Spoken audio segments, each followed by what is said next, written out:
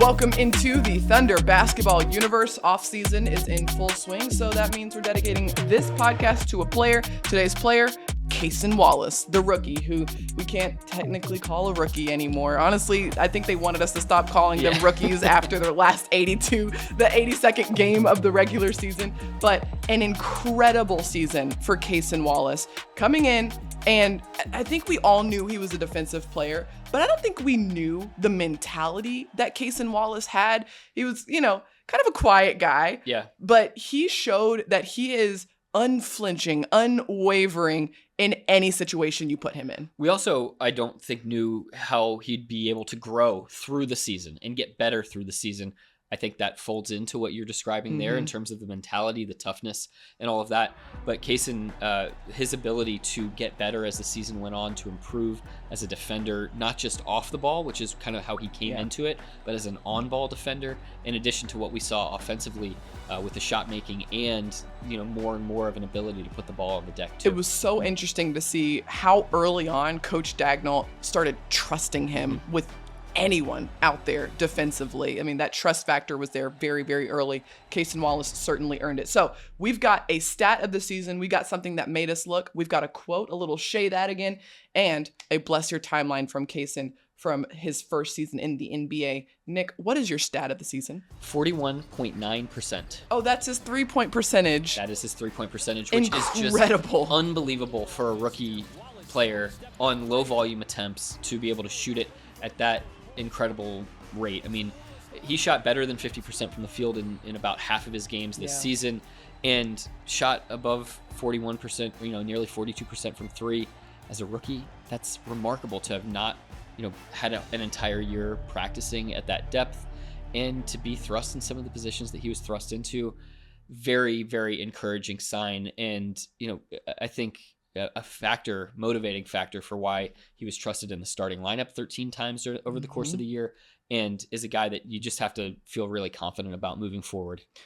Cason told us in his end of season interview, this is the best I've shot really in my entire career. And a lot of that credit goes to the Thunder coaching staff, but also his teammates for trusting him in those sort of situations. And Cason really just kind of let the game tell him what to do. He wasn't ever out there forcing anything. As a matter of fact, the coaching staff was like, Cason, you make great decisions. You can do more. Yeah. Feel free to be a little more aggressive out there offensively if that's what the game's telling you what to do. And so a lot of Cason's looks, corner threes, drive and kick, easy knockdown buckets, and he stepped into those shots with confidence, and that's indicative in the near 42% that he shot from the 3-point line. And it's not an easy thing to do, to go into a game, have those types of touches, but I think it is a product of the way that the Thunder plays, that he did feel in rhythm when he caught the ball either in the corner or on the slot. All right, my stat of the season for Cason, 97. 97. I'll give you a hint. Yeah. This stat also applies to Chet Holmgren. Whoa. 97. Also applies to Chet Holmgren. Is that the number of games that this man played this year? That is right. Nice. That's okay.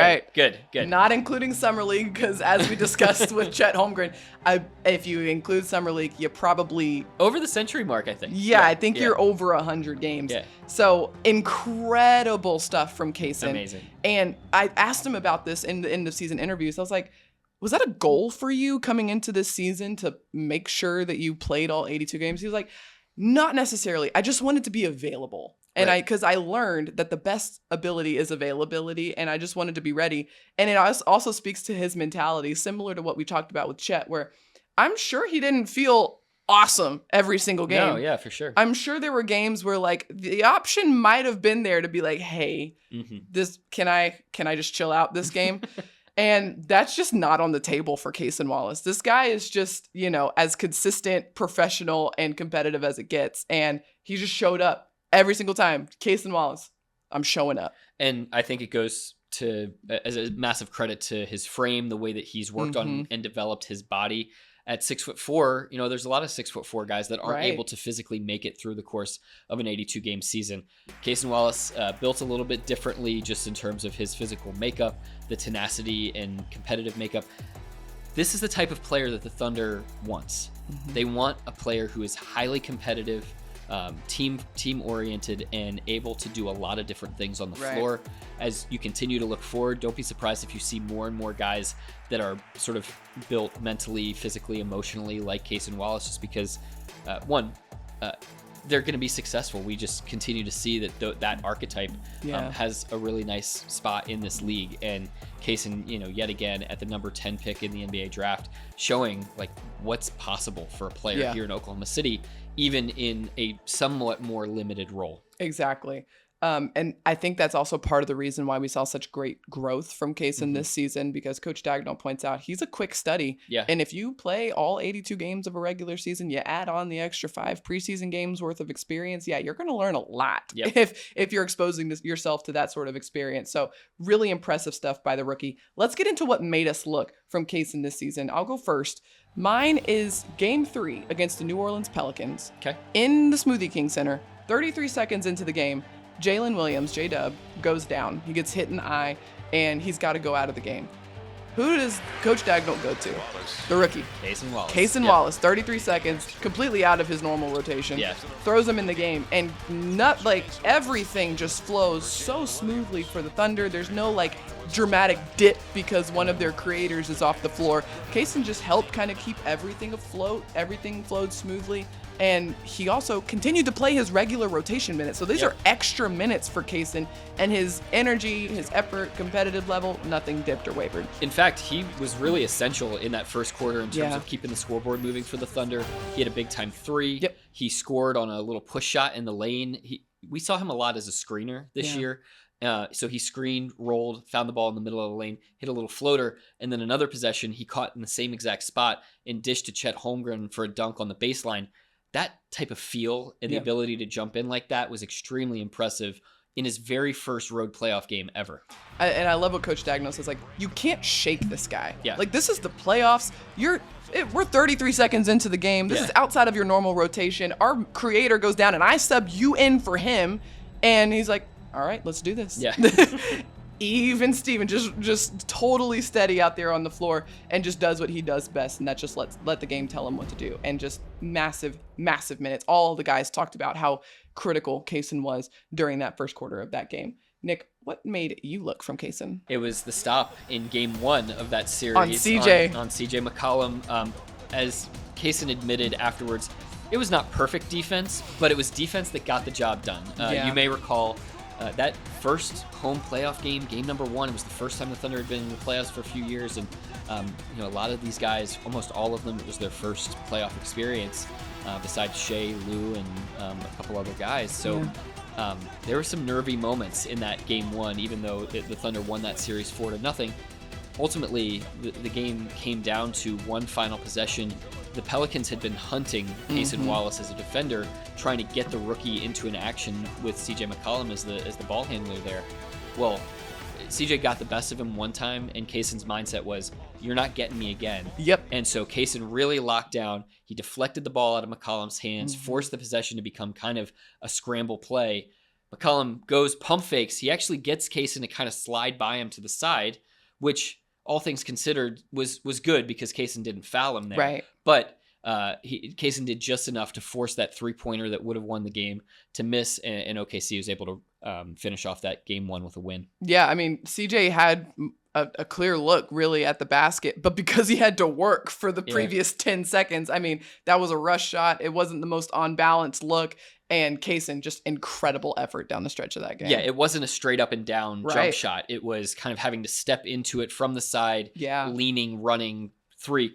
We've seen CJ McCollum and players like that hit those shots, but Cason made it so that he had to make, one of the, would have been one of the more difficult shots of his career. I love that it was Cason in that possession, because normally it's Lou Dort with the, final defensive stand, and Cason with just some awesome defense in that moment, and great stuff by him. Okay, let's get into our Shay That Again for young Cason Wallace. Nick, what's your quote? Being more decisive when I had a ball in my hands. Not just being a shooter, being able to play inside the line as well. This was something that Cason talked about in his end of season interview about his goals for what he was going to work on in the offseason. I think as he's laying out there, it's the next logical step in his offensive development to be not just a knockdown catch and shoot 3-point shooter, which he obviously still needs to be for this team. Totally. But a guy that when he gets closed out on, when he's put in a situation where he's having to attack off of a switch, being able to put the ball on the deck and create something for himself or his teammates. I think we saw that to a T. I mean, these playoff series are so valuable because they teach you what you need from these guys. And you just think about a guy like Cason Wallace as he continues to grow and develop in his game. Yep. If you've got another player out there who can create off the bounce, who can beat somebody off the dribble, when you're going up against switches, man, that really opens things up for you if teams are really trying to glue themselves away from the ball on Shea and on J-Dub and on Chet. Well, you've got somebody else there on the weak side who's able to make a play and make for others. That could be really critical for this team moving forward. And something that the Thunder has encouraged him to do throughout the season as well. So definitely something that he can certainly take strides in throughout an entire offseason. As we know, young guys in their first and second season, that's typically where they make the massive leaps in terms of their growth during the offseason going into their first and second year. So really, really interesting to see. Be interested to see how he comes back this next season. Okay, my quote from Cason Wallace. I was a little shy and, standoffish when I first got here, but I saw the whole team was really close with each other and, nobody got treated differently. So it was kind of easy for me to fit in with the team. They all young, or if they're not, they act young. I love that Cason admitted to being shy and standoffish because when we first met him, he wasn't giving us, paragraphs and paragraphs in his interviews, right? He was very, very, soft-spoken, not saying a ton, but you could tell, he definitely had a professional mentality and an elite mentality out there on the floor. And just for him to be yeah, I was a little shy and a little to myself when I first got here, but these guys basically brought me in. They wouldn't let him. They wouldn't let him me. Be that way. They wouldn't let him. And so I loved that. I loved hearing that from Cason and just hearing the effect that the closeness of this group has on a new guy coming in. Yeah, every time Cason would have to come over and do media availability for us, you could just hear these little peppers of yeah, Queso. Yeah, Queso. Okay, Queso. Yeah. Say something to him, Queso. That kind of thing that just try to hype him up. And of course, the little sheepish grin of oh my gosh, I can't believe that these guys are giving me more attention. Cason is a personality type who loves to do an excellent job, loves to be a part of something, but doesn't seem to necessarily want to stand out too much. And that's great. That's totally fine. Every person can be whoever they want to be and can, ask for and wish for as much attention as they want. Yeah. Cason's ability to actually have that play out for him this year was really, I'm sure, very rewarding for him as a rookie. It was also hilarious because he was I wasn't necessarily shy. Yeah. It's just that I didn't have anything to say. Yeah, what am I going to say to these guys? Yeah. They're all talking about things and people that had happened last year and I didn't know them, so I wasn't in on the jokes yet. And so it didn't take long though for him to be a full member of the crew of the crew and of that group. So really cool to see how he was able to integrate into that group. Okay, let's get into bless your timeline for Cason. I'll go first. He grew up a Thunder fan in Dallas. That's amazing. I mean, this was something he went in depth into during the postseason because obviously the Thunder played Dallas, and so it was is this weird for you? Is this cool? How are you feeling going into this series here? And he was I grew up a Thunder fan. When I was playing video games, I was playing 2K, I would choose the Thunder. Right. And that was my team. And so he and his whole family, no house divided for the Wallace family. They are all Thunder all the time. They didn't have any allegiance issues at all when it came to whether they were rooting for the Mavs or the Thunder. This is something I think that Thunder fans should really be proud of, which is now over the course of the 16 seasons that this team has been here, there are so many different iterations of this team that the next generation of players have really attached to. Yeah. There are kids in middle school and high school right now that are going to be watching this Thunder team and they're going to be picking this Thunder team to play with in the video games too. And so I think recognizing these these opportunities that this Thunder organization has had with as many Hall of Fame players who have come through here, the high level of success that's happened here, really impressive. And it's just so cool to now have like this next wave of players coming in who are inspired by the last wave of really, great players who have come through Oklahoma City. Yeah, you can't take that for granted. That is very rare and does not happen all the time. Okay, what blessed your timeline from Cason this season? When we were in Dallas during the regular season, his whole high school basketball team coming to the game and getting to watch him play, just a wonderful full circle moment. So cool. And the Thunder, had so many wild games against Dallas this year. 4 games in the regular season that were all totally different, including the one that was down in Dallas that the Thunder had to withstand a 30-0 run by the Mavericks and still ended up winning that game. Really impressive. And then, of course, the 6-game playoff series. It just felt like with Cason and with the Mavericks this year, there was all sorts of just destiny all wrapped up together to make it a really kind of special and meaningful part of what this Thunder season was all about. Yeah, Cason definitely, I feel like, had the most, obviously, like, people able to come to the games. But it was also really cool because guys like Kenrich, he's from Waco, which isn't too terribly far from Dallas. And then you got the other regional guys. You got Jay Will, you got Isaiah from Arkansas. And so it's really cool to see like all of these regional guys get this opportunity in Oklahoma City and see how their support systems, their support groups, and people who have, been a part of their basketball journey are able to experience this NBA journey with them.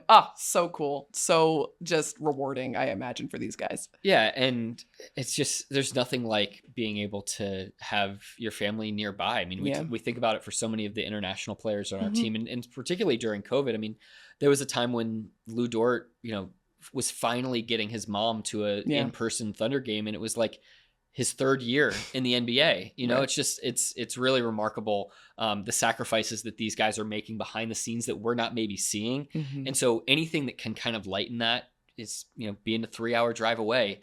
I remember on his beginning of, on his intro press conference, it was kind of like a kid going off to college saying like, yeah, it's close, but it's just far enough away that it's kind of perfect, like that we can get to each other if we need to, but I can also kind of have my space as a burgeoning adult as well. It was also hilarious in his end of season interview. He was like, I owe Oklahoma City a massive apology because I said there was nothing to do here. There's a lot to do here.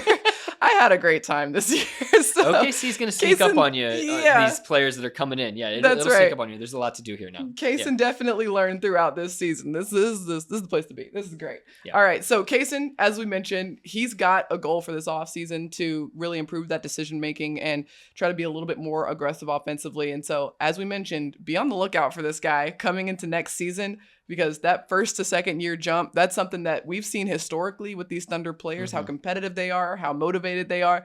They typically make a massive leap going into that 2nd year. Yeah, and these guys will get together throughout the summer too as well. It won't just be the individual work. There's a chance that Cason participates in Summer League as well. Not sure exactly what his plans are to this point, but the fact is there are going to be development opportunities for Cason Wallace this summer, both on his own and in the context of the group environment. So it should be really exciting to see the type of player that he is, not just at the beginning of next season, but as next season goes along as well. We saw that with guys like J-Dub, with Shea in their 2nd NBA seasons as well. No doubt we're going to see some awesome improvement from Cason Wallace, given how much he improved throughout these 97 games that he played.